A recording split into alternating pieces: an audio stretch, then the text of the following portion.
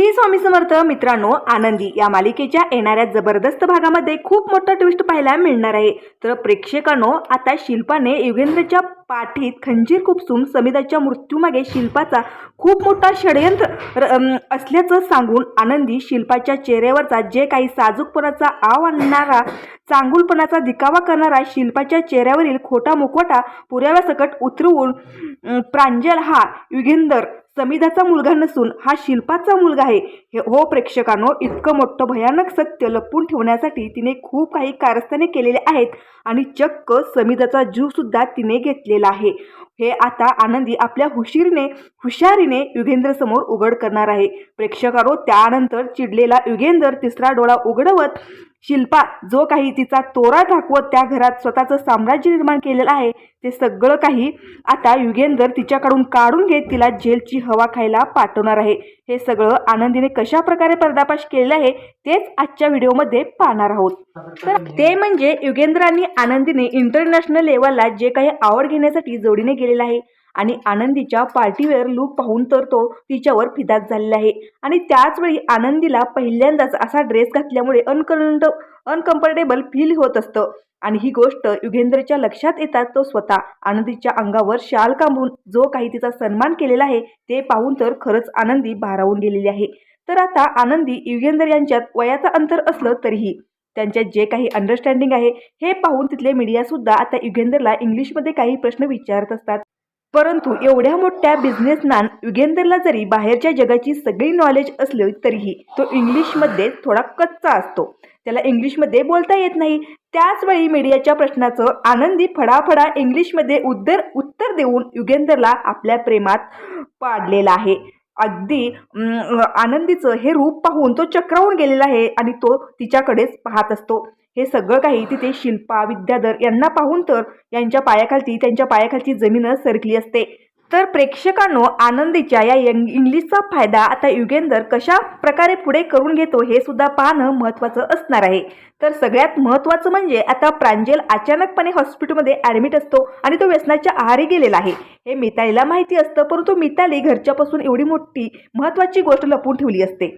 तर प्रांजलवर शिल्पा आपला जीव ओवाळून टाकत असते. त्याच्यावर तिची प्रचंड माया, काळजी, प्रेम असतं. तिन्ही मुलावर युगेंद्र सारखंच प्रेम करत असतो. तर मिताली स्वतःच्या परीने प्रांजलला समजावून व्यसनापासून सोडवण्याचा प्रयत्न करत असते. ती म्हणत असते की अरे प्रांजल, मी तुला किती समजावून घेऊ, अरे अजून मी घरच्यांपासून किती दिवस लपवून ठेवू, एक ना एक दिवस घरच्यांना माहितीच होईल, त्यावेळेस शिल्पा त्यांना किती मोठा धक्का बसेल, अरे त्यांचा किती जीव आहे तुझ्यावर, आणि बाबांना समजलं की तू दारूच्या व्यसन करतोय, ते कसे रिएक्ट होतील, काय करतील काहीच सांगता येत नाही. तुला दारूच्या व्यसनापासून तू स्वतःला दूर ठेवू शकत नाही, ही गोष्ट त्यांना माहिती झालं तर ते काय करू शकतील याचा विचार केलास का. त्यावर प्रांजल म्हणतो, अगं मिताली, बाबा काय करणार आहेत, असंही त्यांना माझी कुठे काळजी आहे, त्यांना जर एवढी काळजी असती तर एकदा का होईना भेटायला आले असते ना, नुसतं फोनवर वरून काळजी दाखवतात, नाटकी आहेत, त्यांना स्वतःच्या आयुष्यात फक्त सुखी राहायचं आहे.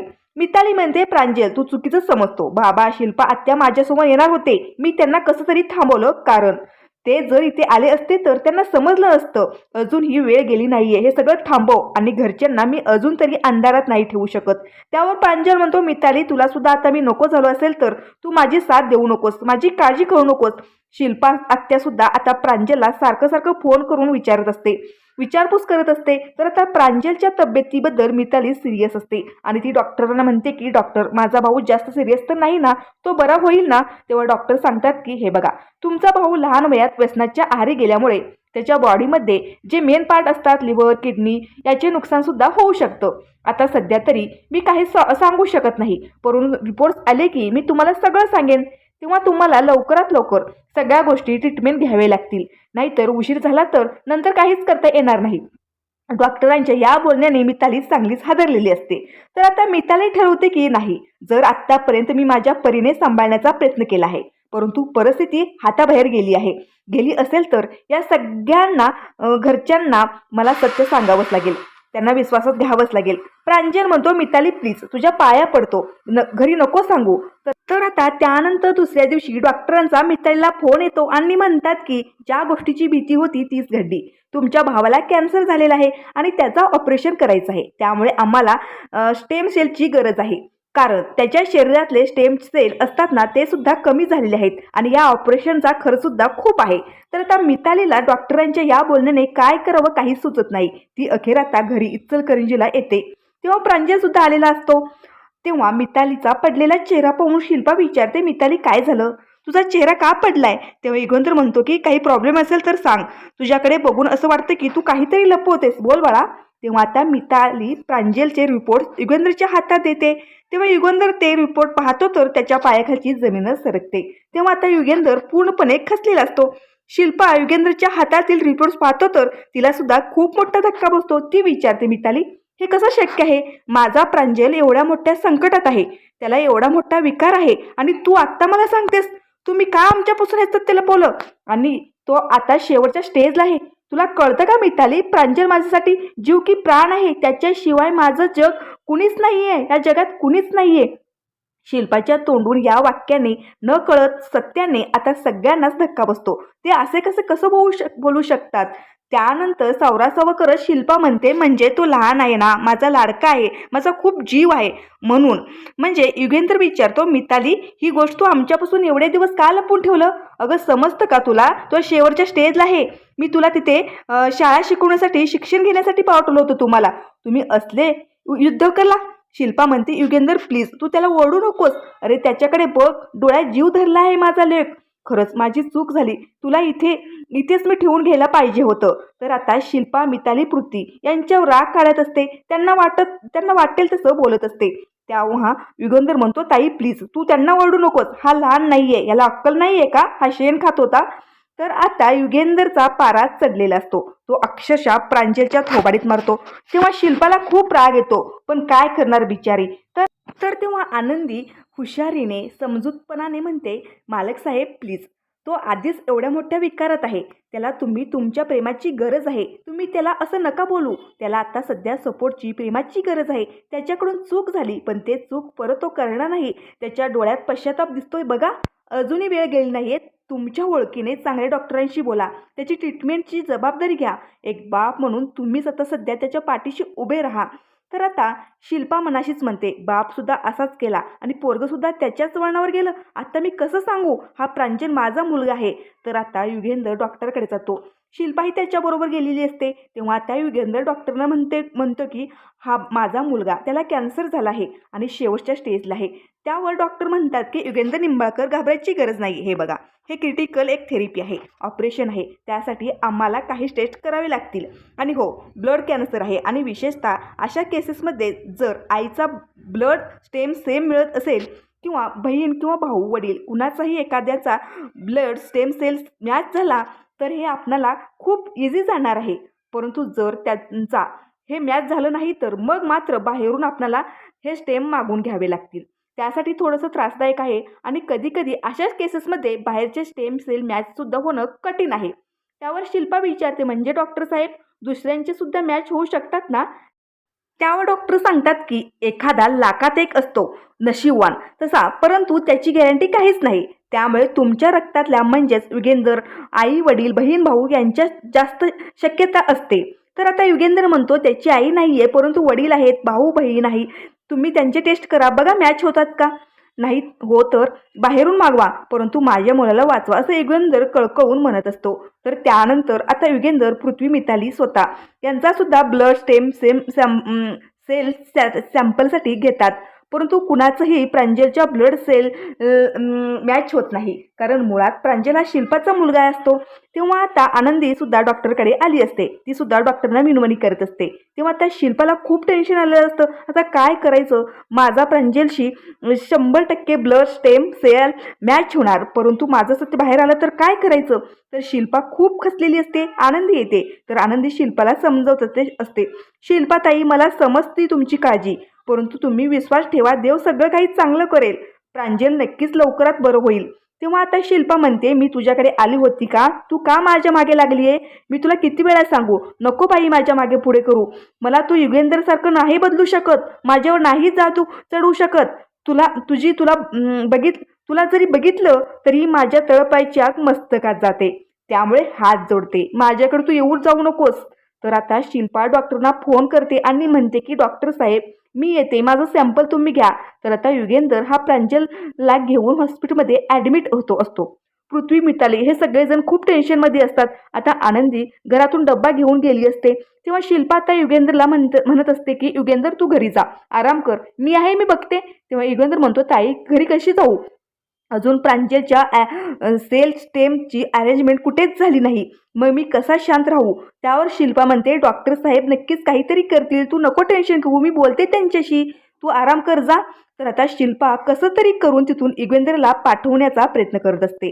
तर आता आनंदी सुद्धा तिथेच थांबलेली असते. तर आता शिल्पा डॉक्टरांकडे जाते आणि म्हणते डॉक्टर साहेब मी त्यांची आई आहे, माझं ब्लड स्टेम नक्कीच मॅच होणार, तुम्ही माझं एकदा ट्राय करा. व प्रांजल आहे ना माझा मुलगा आहे, वाटलं तर तुम्ही DNA टेस्ट करा, बघा त्याचे रिपोर्ट्स पॉझिटिव्हच येतील, आमचा DNA मॅच होणार. तर आता डॉक्टरसुद्धा हतबल झालेले असतात.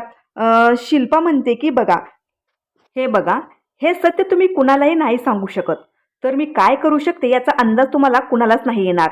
डॉक्टरने शिल्पाचं हे सगळं बोलणं डॉक्टरांनी शिल्पाचं हे सगळं बोलणं आनंदीने ऐकलेले असते आणि तिच्या पायाखालची जमीनच सरकली असते. तर आता डॉक्टरने शिल्पाच्या धमकीला घाबरून आता जेव्हा तिचं ब्लड स्टेम सेल सॅम्पल घेतात आणि प्रांजलच्या ब्लड सॅम्पशी मॅच झाल्याने आता खूप मोठा धक्का बसतो आणि DNA रिपोर्टसुद्धा आता डॉक्टरांनी काढलेले असतात. आनंदीने आता हळूहळू करून शिल्पाच्या विरोधात सगळे पुरावे गोळा केलेले असतात. आनंदी विचार करत असते प्रांजल हा शिल्पाताईचा मुलगा आहे, नक्की काय आहे हे प्रकरण. खरंच शिल्पाताई मालक साहेबांना अंधारात ठेवून काहीतरी खूप मोठं कारस्थान लपवून ठेवलेलं आहे. तर आता युगेंद्रला आनंदी फोन करून सांगते की युगेंद्र साहेब मी आत्ता जे काय ऐकलं ते पाहून तुम्ही सुद्धा ऐकून तुम्हाला सुद्धा विश्वास बसणार नाही, खूप मोठं भयानक सत्य मी ऐकलं आहे. तेव्हा युगेंद्र विचारतो आनंदी काय ऐकलं आणि तू कुणाबद्दल काय सांगते, सांग ना मला. त्यावर आता युगेंद्रला आनंदी सांगते की मी आत्ता शिल्पाताई डॉक्टरांशी बोलताना ऐकलं की प्रांजल हा त्यांचा मुलगा आहे आणि त्यांनी स्वतः प्रांजलसाठी ब्लड स्टेम दिलेली आहेत आणि ते सुद्धा मॅच झालेले आहेत. त्यावर आता युगेंद्र म्हणतो आनंदी तू काय बोलतेस, तुझा ऐकण्यात काहीतरी गैरसमज झाला असेल. आता डॉक्टरांचा फोन आला होता आणि त्यांनी मला सांगितलं प्रांजलचा स्टेम मॅच बाहेरून मागून घेतलेला आहे आणि त्यासाठी त्यांनी माझ्याकडून 10 लाख रुपये घेतलेले आहेत, असं आता युगेंद्र सांगितलेलं असतो. कारण त्या डॉक्टरना शिल्पाने तसं सांगायला भाग पाडलेलं असतं. तेव्हा आता आनंदी म्हणते नाही मालक साहेब, खरंच सांगते, मी आत्ता स्वतः शिल्पाताईच्या तोंडातून हे शब्द ऐकताना मी बघितलं. तर आता आनंदी म्हणते की तुम्हाला माझ्या बोलण्यावर विश्वास नाही ना, एक काम करा तुम्ही या. तर आता आनंदी सुद्धा शिल्पाच्या तोंडून सत्य वधवून घेण्यासाठी खूप मोठी युक्ती आखलेली असते. तेव्हा आता स्वतः आनंदी शिल्पाकडे जाते. तुम्ही मगाशी डॉक्टरांशी बोलताना मी तुमचं बोलणं ऐकलं. त्यावर शिल्पा मात्र घाबरते, परंतु शिल्पा समिधाचा जीव घेताना विचार केला नाही, ती काय करणार आहे. तर आता आनंदी म्हणते शिल्पाताई प्रांजल तुमचा मुलगा आहे, हे नक्की काय प्रकार आहे. त्यावर आता शिल्पा म्हणते ए भिकाडी, तुझी एवढी हिंमत या शिल्पा निंबाळकर यांना प्रश्न करतेस, आजपर्यंत कुणाची एवढी हिंमत झाली नाही, तू काल आलेली फडतूस मला जा विचारतेस, तुला काय करायचं आहे ग. जर तू माझ्या वाटेला अडथळा निर्माण करण्याचा प्रयत्न केला तर तुझी सुद्धा समिधासारखी अवस्था करेल.